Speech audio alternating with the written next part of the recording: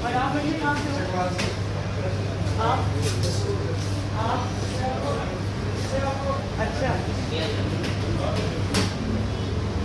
और आप बताओ ना पीछे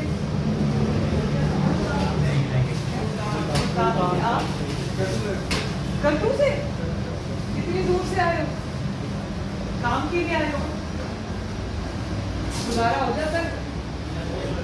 आप बताओ। हाँ नहीं बताना, इंशाल्लाह कोशिश कर रहे हैं आपके लिए, अल्लाह ताला हालात को बेहतर करे जल्दी जल्दी।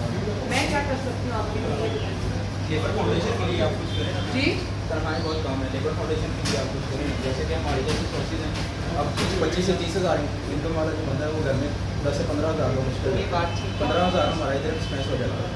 तो अगर हमारी 35 प्लस होगी 40 करीब होगी तो हम 20 से 25 हज़ार मैक्सिमम कर देंगे।